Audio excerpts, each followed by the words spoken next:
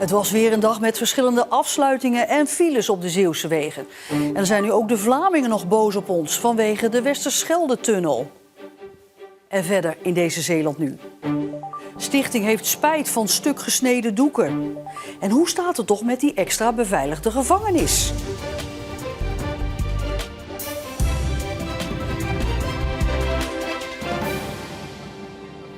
Goedenavond. Er waren vandaag weer een hoop toestanden op de Zeeuwse wegen. Zo was de A58 richting Bergen op Zoom een tijd afgesloten ter hoogte van Middelburg. Een aantal auto's was daar op elkaar geklapt, waardoor ook een busje in de sloot belandde. Omdat een deel van de weg was afgesloten, ontstond er een lange file tussen Vlissingen en de afslag Middelburg. Eén persoon moest worden nagekeken door ambulancepersoneel, maar hoefde niet naar het ziekenhuis. En ook bij de Westerschelde-tunnel was het weer raak. Richting Terneuzen stond een vrachtwagen met pech in de tunnel, wat ook weer voor een afsluiting en lange files zorgde. Ja, dan kunnen we onze borst weer nat maken natuurlijk, want de tunnel moet dus volgend jaar 4 maanden gedeeltelijk dicht, vanwege de reparatie aan de scheur in een van de buizen. Een van de oplossingen is dat verkeer moet gaan omrijden dan via België, wat gaat zorgen voor veel extra verkeer op de ring van Antwerpen. En daarom woede en frustratie bij onze zuiderburen. De Vlaamse Kamer van Koophandel, de VOCA, is woest. Wat mij vooral stoort is dat er geen enkel overleg geweest is tussen Nederland en Vlaanderen. Volgens gedeputeerde Harry van der Maas is dat overleg er wel degelijk geweest. Laat ik allereerst zeggen dat ik zeker begrip heb voor de reacties die vanuit Vlaanderen komen. Tegelijkertijd, er is al een paar maanden geleden contact gelegd. Niet alleen met de Vlaamse overheden en ook met het Vlaamse verkeerscentrum. Dus er is wel overleg geweest. VOCA gaat daar niet in mee. Dus er is dringend behoefte in het kader van goed nabuurschap van een overleg en te zien, is dat nodig? 2, hoe kan dat met het minste impact gerealiseerd worden? Want die impact is volgens de Belgen groot. Rondom de ring van Antwerpen vinden al veel werkzaamheden plaats. En als daar dan ook nog extra Nederlands verkeer bij komt, zorgt dat volgens VOCA voor totale verkeerschaos. Dit is totaal onbegrijpelijk dat men in Zeeland dit doet. We zien de Nederlanders als groot-Nederlanders zeer graag komen. Maar men moet toch op een elementair respect en goed nabuurschap, als men rond de infrastructuur werkt, handelen.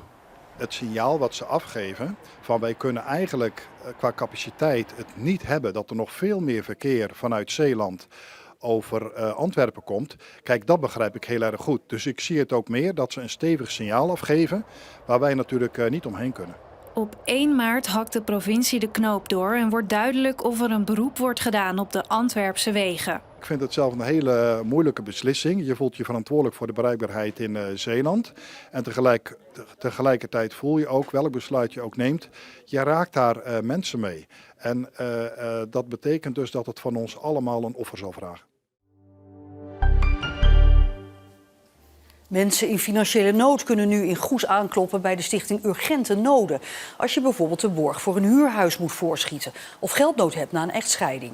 De stichting heeft nu een vestiging in Goes op uitnodiging van de gemeente. Die ziet dat problemen toenemen. We hebben enige tijd geleden een energiecrisis gehad. Ze zeggen wel eens de wereld staat in brand. Wij merken ook wel dat er inderdaad, zoals het woord het al aangeeft, steeds meer urgente, onverwachte noden zijn. Mensen kunnen niet rechtstreeks naar de stichting om geld te vragen. Dat gebeurt via hulpverleners die dat voor hen doen. En dan kan het gaan om een lening of een gift, maar dan zijn het geen enorme bedragen. Op dit moment zien we nog steeds dat een gemiddelde gift op dit moment nog steeds onder de €750 ligt. Met soms een uitschieter naar boven, maar het gaat om urgente nood op dat moment. Goes is de eerste Zeeuwse gemeente met zo'n noodhulpbureau van de stichting. De rechtbank heeft een 35-jarige man die verdacht wordt van misbruik voorlopig naar huis gestuurd. De man, oud-politieman en organist, wordt verdacht van seksueel misbruik van 4 jongens, waarvan 2 uit Zeeland. Omdat er nog geen psychologisch onderzoek is en de zaak dus voorlopig niet voorkomt, mag de man onder strenge voorwaarden naar huis. Hij zat al 10 maanden in voorarrest. De man uit Werkendam is in de reformatorische wereld een populaire organist en werkte ook jaren in de meldkamer van de politie in Rotterdam. De schilderijen van Panorama Walcheren zijn sinds vorige week landelijk bekend. De werken werden door veel landelijke media opgepikt omdat ze uit hun houten raamwerk zijn gesneden. De kunstenaar was woedend. De stichting biedt nu haar excuses aan, maar er is nog hoop voor het Panorama Walcheren. Het is heel betreurenswaardig, maar wij hebben dat niet goed gedaan. Als je het afsnijdt, dan kan je het niet zomaar weer even exposeren. Daar komt heel veel werk bij kijken. Ja, dat gaat netjes gezegd de tering veel geld kosten. Een hoop gedoe vorige week over het kunstwerk Panorama Walcheren. De grote schilderijen bleken losgesneden door de stichting die eigenaar is om ze te kunnen opslaan. En de kunstenaar zelf was woedend. Dit is de boosdoener. Stel je voor dat het een meubelstuk was geweest, een grote kast, die je moet opslaan. En die kan misschien niet door de deur zijn, moet kleiner. Dan ga je hem heel voorzichtig demonteren. En je gaat hem niet in tweeën zagen. Met het idee van, dat lijm ik wel weer aan elkaar of ik weet niet wat. Dus zo moet je het een beetje zien, hè? Een weekje later ziet de stichting in dat dit misschien niet de beste manier is geweest om de schilderij los te maken. Helaas hebben wij, Panorama Walcheren bestuur, iets fout gedaan om de boel hier te ontruimen. En ja, dat is heel erg jammer, want als de doeken ooit weer geëxposeerd worden, zullen we er een stuk linnen aan moeten plakken. Het is heel betreurenswaardig, maar wij hebben dat niet goed gedaan. Maar er is hoop voor de schilderijen. Bijvoorbeeld door een stuk linnen eraan te plakken op de plaats waar ze zijn afgesneden. Hier dus een stuk aangelijmd met een ander linnen. En dat kan je dan weer zo trekken. Maar dat moet je heel nauwkeurig doen, want je wil niet dat het aftekent aan de voorkant. Dat je een rand krijgt te zien. Dus daarvoor heb ik het, nou, je ziet hier een voorbeeldje, dit uitgerafeld. Dat het niet zo'n strakke rand is, waardoor je kans hebt dat je dat gaat zien. Maar dat het een beetje zachter op het doek wordt gelijmd. Zoiets zou je kunnen doen. En dat zou je dan om al die doeken moeten doen. Dat zijn natuurlijk enorme doeken, enorme oppervlaktes. En dan zou je het in principe weer kunnen opspannen. Wat ik weet is dat de doeken, om ze weer toonbaar te maken, ja, dat gaat netjes gezegd de tering veel geld kosten. Ja, en de vraag is of dat gaat lukken, of daar oren ook naar zijn. Veel tijd. Ja, dus ook veel geld, lijkt mij. Ja, want het is ook niet werk wat je zomaar aan iemand overlaat. Van vrijwilligers, die gaan dat wel even doen. Ja, weet je, het is toch wel vakwerk eigenlijk. En we hebben met Veers Museum afgesproken dat we de doeken toch gaan archiveren. En op de zolder van het Veers Stadhuis kunnen laten rusten tot het moment wellicht weer daar is. Het moment dus dat Panorama Walcheren weer in haar volle glorie opgespannen wordt en te zien zal zijn. Tot dusver is de kunstenaar vooral overdonderd door de aandacht. Vandaag ook weer 3 brieven, gewoon in de bus. Instagram, Facebook, mails, ik kan ze niet eens meer beantwoorden zoveel. Mensen hebben mij wel eens aangeraden om mijn oor af te snijden om hier om dit, hoe heet het, bekendheid aan te geven. Maar goed, nu zijn de oren van het werk afgesneden. Nou, dat werkt net zo goed, geloof me. Nog 3 jaar en dan moet hij er staan. Het Justitieel Complex Vlissingen, afgekort het JCV. Deze megagevangenis is een compensatie voor de gemiste marinierskazerne. Maar er liggen nog grote uitdagingen. Waar halen we bijvoorbeeld de 500 arbeidskrachten vandaan die nodig zijn? En wat moet de politie allemaal extra gaan doen als het complex er is? Hier achter mij wordt hard gewerkt aan het toekomstige Justitieel Complex Vlissingen. Maar niet alleen hier wordt gewerkt, ook achter de schermen zijn de voorbereidingen in volle gang. Medio dit jaar hopen we de ontwerpfase af te sluiten. Dan hebben we ook een tastbaar beeld hoe het eruit komt te zien, hoe we het functioneel gaan invullen. En dat betekent dat we ook een soort start gaan maken met het vergunningsproces. En dan gaan we voorzichtig aan de bouwactiviteiten beginnen. Er zijn nog steeds mensen die twijfelen of het er wel echt komt.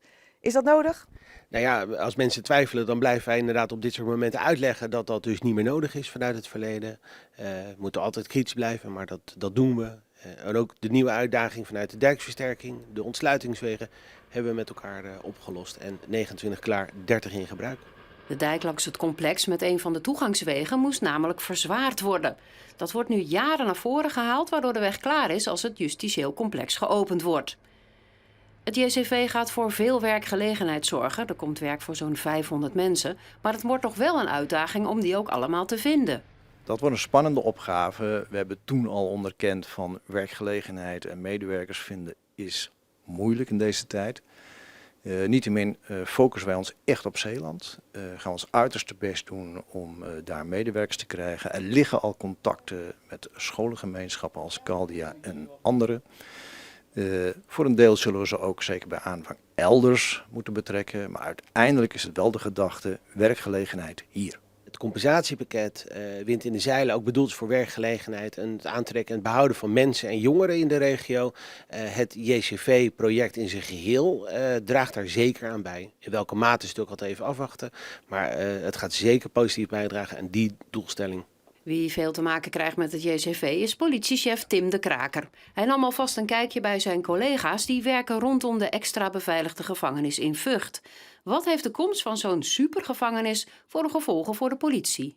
Nou, wat vooral belangrijk is dat we heel veel dingen samen afstemmen. Het gaat om meerdere politieprocessen, dus het gaat om toezicht, het gaat om opsporing, het gaat om intel. En wat ik daar vooral heb gehoord is, breng dat allemaal samen.